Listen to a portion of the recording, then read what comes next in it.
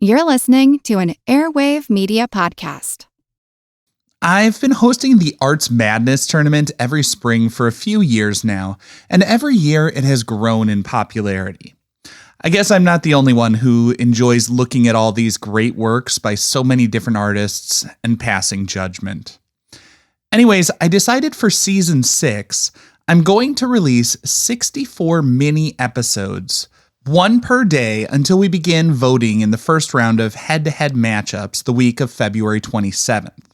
If you look in the show notes, you can find links to the brackets, a form where you can make your prediction on which of those 64 artists you think will win.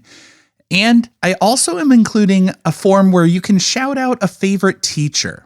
As a teacher myself, I know it has been a hard time to be in a classroom the last couple of years, but the education community has been so great to me and this podcast. I decided to pay it forward, and so I will send a $50 Amazon gift card to the teacher who gets the most shout-outs on this form.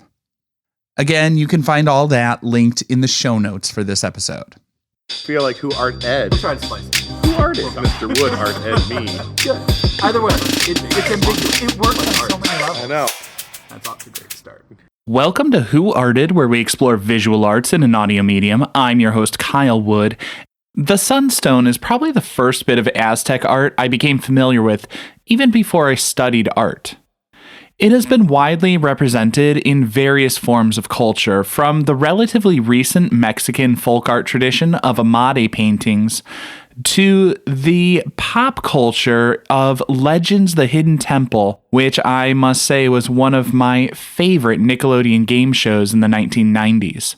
On its face, we see a beautiful image full of symbols laid out in radial symmetry that is just so visually satisfying. But as we look a little closer and get to know the symbols, this stone image is a lot deeper and heavier than I realized. The Sunstone is also sometimes referred to as the calendar stone, but it wasn't intended to function in the way we use calendars today.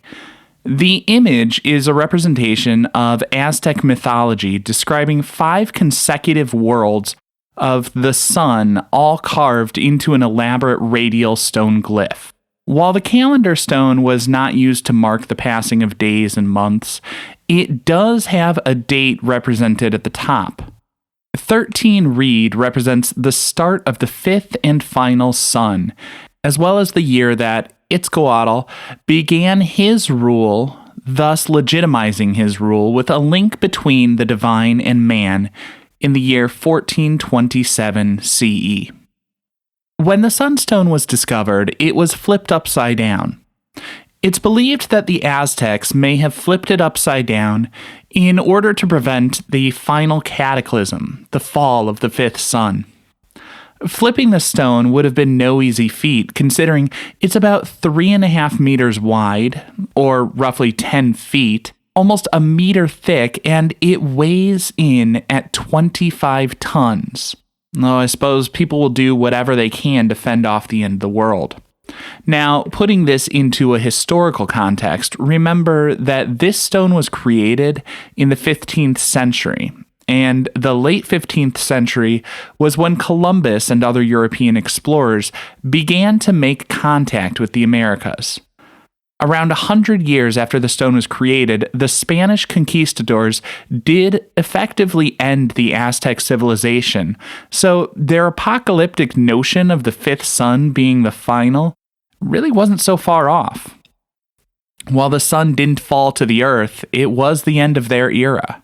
The figure at the center of the sunstone may be the sun god Tonatiuh, the day sun, Yohuala Tonatiuh, the night sun, or the primordial earth monster Taltecutli.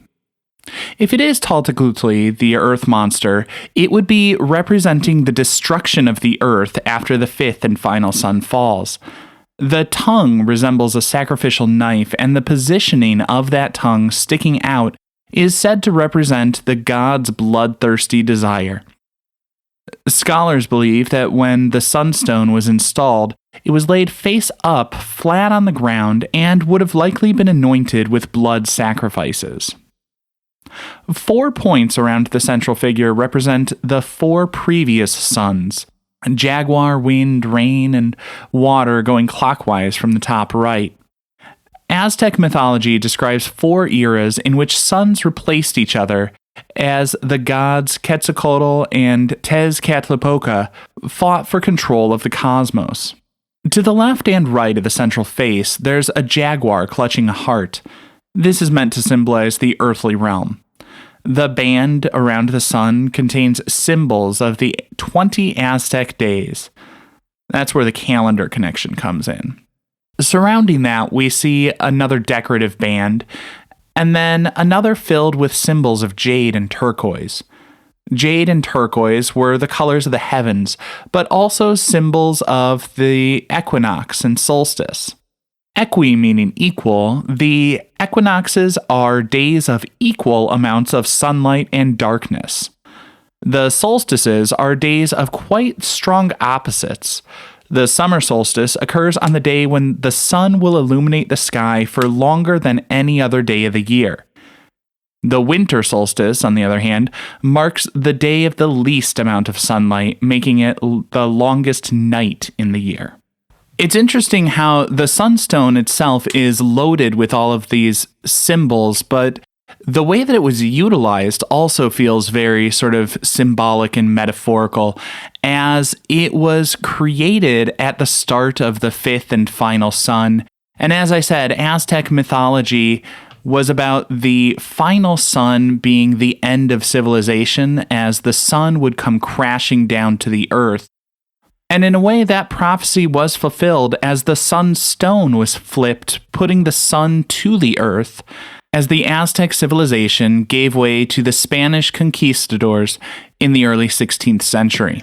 This concludes this week's episode of Who Arted, part of the Airwave Media Podcast Network. If you found this tolerable, please leave a rating or review on your favorite podcast app. You can find images of the work being discussed this week and every week on social media at Who Arted Podcast on Twitter, Instagram, and TikTok, and of course on the website whoartedpodcast.com. Podcast done.